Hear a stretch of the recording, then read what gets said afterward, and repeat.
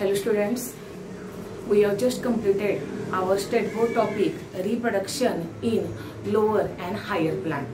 The same topic by the name, that is the sexual reproduction in flowering plant, is given in NCERT, and there are 90% syllabus is same in both this topic, but 10% difference is there, which is extra given in the NCERT and which is very important for the NEET exam, and that points we are going to now discuss here. First point which is given in NCERT is the flower, and in this point the theory which is already we have discussed, that is the flower is the important part of the plant which is involved in the sexual reproduction. This flower has the essential and the accessory floral parts which directly or indirectly involved in the sexual reproduction. Then the second point is, that is the pre-fertilization events, and under these pre-fertilization events the three important points are discussed in this topic. That means pre-fertilization events means the events which takes place before the fertilization process in the plants, and in that the first point is discussed, that is it is the structure of the stamen, then the microsporangium, and the third point is that is the pollen grain.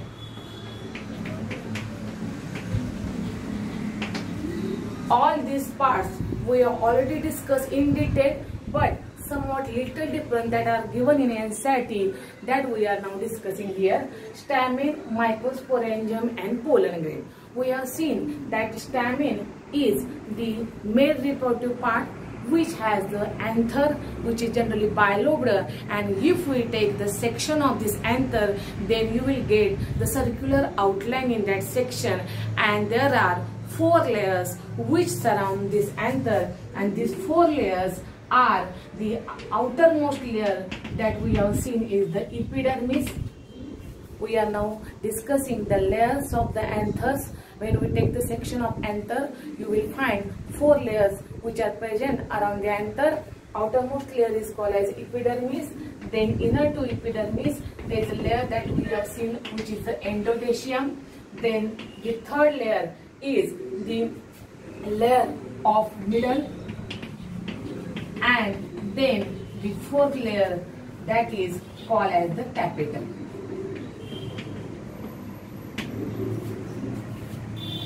See here, these are the 4 layers of the anther wall, but in NCERT here they are given the extra point that this epidermis, endothecium and middle layer, all these 3 layers of this anther, they are involved in the protection as well as for dehiscence of anther. So the function of this 3 layer is the protection and dehiscence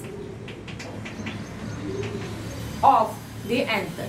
See here in state board there is only 1 layer is given for the protection, and that is the epidermis, but in NCERT all these 3 layers, epidermis, endothecium and middle layer, all these 3 layers are involved in the protection to the anther wall, anther, as well as the 3 layers also gives the is responsible for the dehiscence. Dehiscence means the opening of the anther after their maturation. So this is a major difference you will get in the NCERT book. And the last tapetum is has the same function which is also same in the state board, that is it gives nutrition to the pollen grain. So one important point you have to keep in mind for NEET exam, that is these 3 layers of the anther are very important for the protection as well as for the dehiscence of the anther. Then we have seen the microsporangium. Microsporangium means the pollen sac. When there is a section of the anther, you will get these 4 microsporangium at 4 corners, and this microsporangium has this sporogenous tissue which contain microspore mother cell. All these things I am repeating because we have seen this in our regular lecture, and for this we are seeing here that is this microsporangium, which is nothing but the pollen sac. These pollen sac are present in the anther, and this pollen sac or the microsporangium produce the pollen grain, and that pollen grain we also call as the microspore. So one more important point which is different in the NCERT, and that is about this pollen grain. So this is important point. Now we will discuss how this pollen grain is different in theory point of view in the NCERT. So these pollen grains, which we also call as the microspore, these pollen grains has some economic importance. What is this important? That they have some useful as well as some harmful characteristics. These pollen grains that are we also call as the microspore, they cause the allergy in some people. Some people has the allergy of the pollen grain, and due to this allergy there are some bronchial afflictions are found. Due to the allergy there are some bronchial afflictions you will find in some people. Then what is mean by bronchial affliction? Bronchial affliction means when the allergy of the particular bronchi takes place. Bronchi is a part of the respiratory system, and when someone gets the allergy of the bronchi or bronchiole, that is a part of the respiratory system, then we say that there is a bronchial affliction. Nothing but the similar meaning, simple meaning is that there is allergy of the bronchi part, and due to which this pollen grain causes allergy, particularly bronchial afflictions, and it leads to some of the chronic respiratory disorders, and these disorders are called as the asthma and bronchitis. These asthma and bronchitis are the chronic respiratory disorder which are particularly due to the allergy of the pollen grains, and these diseases, asthma and bronchitis, asthma in Marathi we call as a dama, and bronchitis is again the allergy or disease related to the bronchi part of the respiratory system. So this bronchitis and this asthma, these are due to the particularly allergy of this pollen grain. There is one example given in NCERT that the name of that plant is the Parthenium, or which is also called as the carrot grass. This Parthenium, or which is also called as the carrot grass, which is contaminated along with the wheat in India. That means it is not native from the India. भारतामध्ये जेव्हा गहू आयात केला गेला त्यावेळी त्या गहूबरोबर हे carrot grass किंवा parthenium इंडियामध्ये आपल्याला आलेलं पाहायला मिळतं. And one of the important property of this parthenium or the carrot grass is it has ubiquitous occurrence. Ubiquitous means they are found everywhere, and this also causes the allergy. So it is very dangerous because some people has allergy of this parthenium or the carrot grass, which is mainly contaminated along with the wheat in the India. Next point is that this pollen grain is having the allergy in different people, as well as these pollen grains are also found nutritious because these pollen grains are having the nutritious property. And how they are nutritious to human being? See here, in Western countries means particularly in France, Italy, or in Denmark, in such a country, there is a fashion that these pollen grains are used in the form of the syrup and tablets, because they found that it is a supplementary for the food. So next important property of this pollen grain which is given in NCERT is that these pollen grains are used in the form of pollen tablets and syrups. Why? Because they are nutritious, and there in the market in that country it is available in the form of pollen tablets and syrups, which is the supplementary food. It is also claimed that in some athletes race horses. Performance of athletes and race horses can be increased due to the consumption of the pollen grain. Athletes म्हणजे ज्याला आपण मराठीमध्ये धावपटू म्हणतो, मैदानी क्रीडा आणि खेळामध्ये निपुण असणारा, आणि रेस हॉर्सेस म्हणजे ज्याचं घोड्यांच्या शर्यती घेतल्या जातात, या दोघांच्याही मध्ये असं लक्षात आलेलं आहे त्यांच्या की जर पोलन ग्रेनचं कन्झम्पशन केलं तर त्या ठिकाणी त्यांचा परफॉर्मन्स नॉर्मल माणसापेक्षा तुम्हाला इन्क्रीज झालेला पाहायला मिळतो. आणि अजून एक इथं महत्त्वाचं असं सांगता येईल की हे जे पोलन ग्रेन्स आपण सांगितलेले आहेत, which shows the allergy in some people which are also nutritious, so in some countries they are use as a supplementary food. these pollen grains are stored at the liquid nitrogen, or they are stored in this liquid nitrogen, and they are stored at the temperature minus 196 degree. So this is also very important point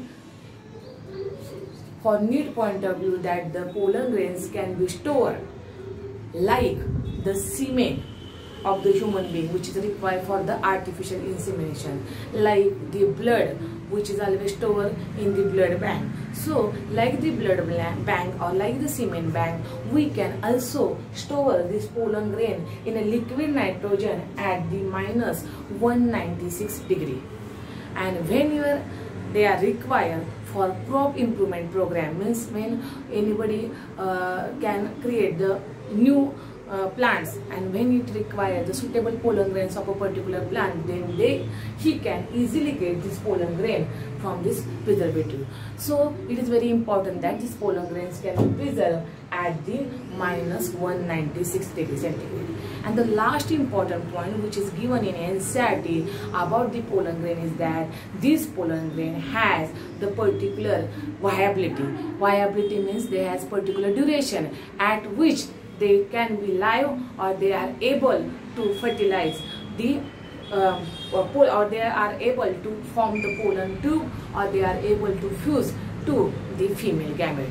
So this viability is also different. That is, in NCERT it is given that in some cereal plants, like in wheat and the rice, in wheat and the rice, the viability of the pollen grain is about the 30 minutes. That means in this plant, the pollen grain after their release can be live or can be viable up to 30 minutes, and after that 30 minutes it is not able to produce that pollen tube, or it is not able to reach up to the embryo sac because its viability is lost. So after formation of the pollen grain in wheat and rice, it can live or it can remain viable up to 30 minutes. And keep in mind, the viability of pollen grains particularly depends on the atmospheric factors like surrounding temperature, humidity, etc. So these are the three important points which we have covered in this lecture, that is the pollen grains, how they are cause the allergy, how it is nutritious, and how it can be preserved, and the viability of this pollen grain. There are three families given, that is the Rosaceae, Leguminaceae. In some of these families, these pollen grains can be viable up to 1 month. That means up to 1 month after formation of the pollen grain, they remain viable in some of these families of the plant. So this is very important part of the NCERT, which is not given for the state board. Then we have seen, that is the next to the stamen, mycosporangium and the pollen grain, we have seen the pistil, which we also call as a carpel. Then we have seen the megasporangium, and then we have seen the embryo sac. See here, the same part is given in NCERT like the state board. So there is no difference between the state board and the NCERT for the pistil, megasporangium and the embryo sac. Okay, next to that we have seen for the state board, that is the double fertilization, and in that point we have seen how the pollen tube reach toward the embryo sac, and there will be carried out the fertilization. So only the different point is in NCERT is about the pollen grain. Otherwise, other part is the same in the NCERT. So at that point we are not going to discuss here. Then the next point is that here another difference in NSAT is given, and that is the here we are going to study the structure or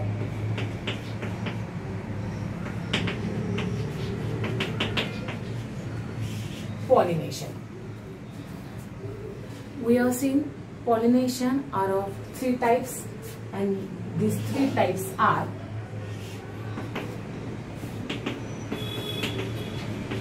autogamous,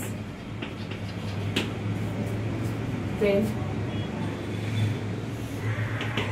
autogamy,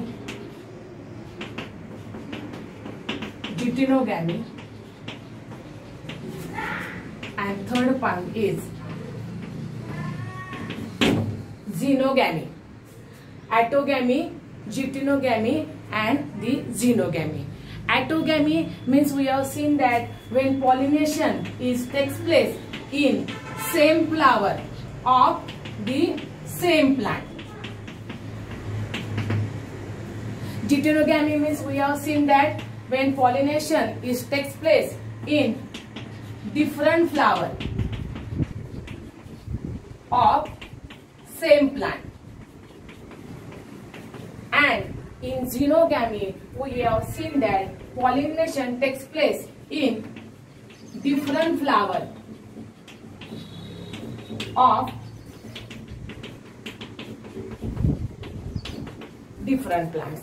That we have seen in detail in our regular study. But here the major difference is that in NSAT here given is that these autogamy are more rare, or we say that the autogamy is rare. So here we are going to focus on this autogamy part, because this part is not clearly given for our state board, and the different points which are given here that we are now going to discuss. Then what is meant by autogamy? That we have seen that when only one flower is there of the same plant, then we call it as a autogamy. But the important point of this autogamy is that autogamy is a rare one. Even though we said that say that in a same flower there will be easily pollination takes place, but this is not clear, or it is not found always, because it is a rare one. Why it is a rare one? The reasons are that there is no synchrony of the pollen grain and the stigma. And synchrony means what? In pollen pistil interaction we have seen that, or in the outbreeding devices also we have seen that their pollen grain formation and the stigma receptivity is not at the same time, and every plant try to avoid the autogamy. So autogamy is rare because the formation of the pollen grain and the stigma receptivity is not at the same time. That is called as a synchrony is absent in this plant. Second one is that in most of the plant the anther and stigma are not very close to each other. That's why autogamy is also rare in that plant. But one more point is given in NSAT that some plants of the autogamy, for example Vivola, which is the plant which has particularly the purple flower, common name is called as the common pansy. Another example is the oxalis and commelina. These are the some plants which do not the common name in Marathi. This viola, which is also called as a common pansy, this oxalis and this commelina plant, they generally produce 2 types of the flower, and the name of that flowers is called as the chasmogamous flower. And another flower is called as the clistogamous flower.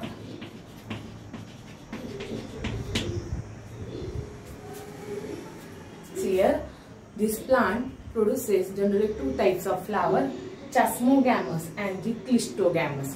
Then what is meant by chasmogamous? Chasmogamous flower means it is a flower like the normal flower which has exposed anther and the stigma.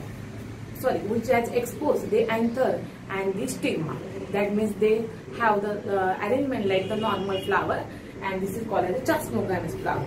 But the clistogamous flower do not have, or we say that this clistogamous flower do not open at all. The important thing is that it do not open at all. That means it is always in a bud condition, and due to which what happens, there is definitely autogamy is found in this clistogamous flower, because flower is always in the bud condition. This stamen and this stigma are very close to each other, and definitely there is a pollination. No external agent is required because flower is always close. No external pollinating agent is there. Definitely there will be seed formation. So this is very important for NEET point of view. This question given is that which plant produces chasmogamous and clistogamous flower, and there is also question is that what is the difference between the clistogamous and the chasmogamous flower. So keep in mind, the chasmogamous flower means which has the normal arrangement of the anther and the stigma, while clistogamous flower do not open at all. It do not require any pollinating agent. Definitely there will be seed formation. Definitely there will be autogamy because flower is always close. It is very, very important for the NEET point of view. Thus, this is the difference which is given in NCERT from the state board, that is the autogamy. Now, we have also seen that in the pollination, there are some pollinating agents, and these pollinating agents we have already classified into 5 types, and these are the when wind pollination is there, we call it as a anemophilus. When water pollination is there, we call it as a hydrophilus. When insect pollination is there, we call it as a anemophilus. When bird pollination is there, we call it as a ornithophilus. And when the bat pollination is there, we call it as a chiropterophilus. Okay, but one major difference is given here, and that is the insect pollination, or we say that wind pollination.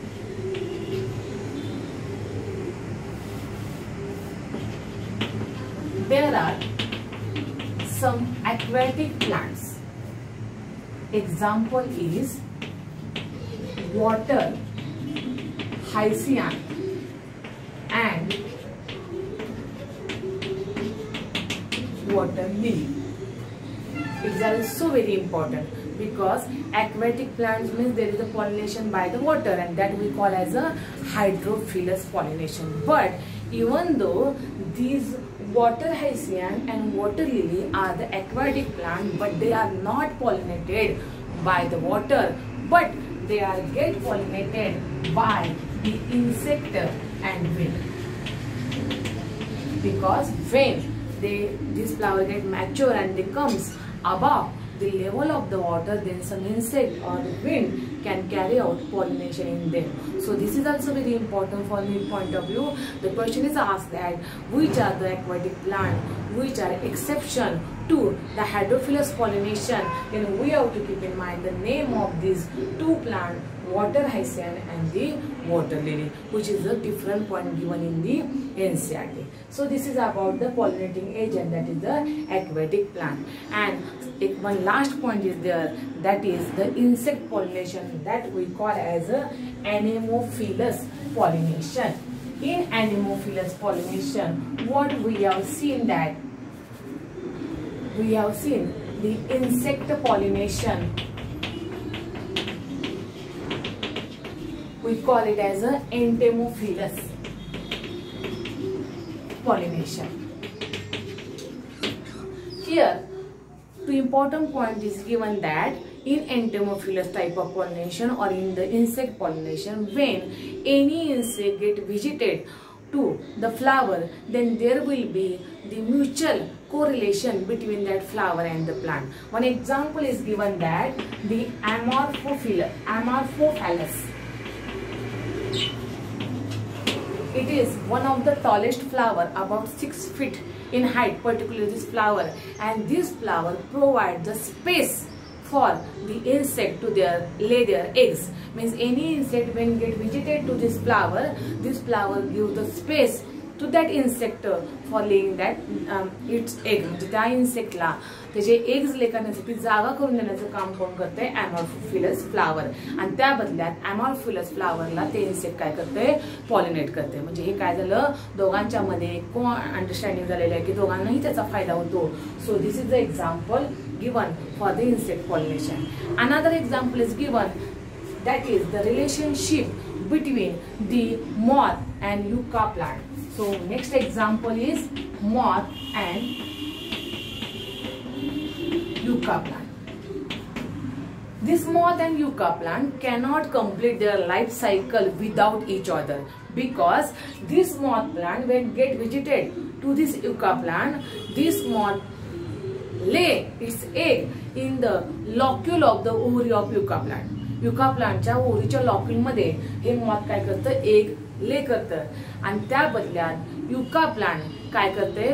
तर त्या मॉथला pollination साठी allowed करते.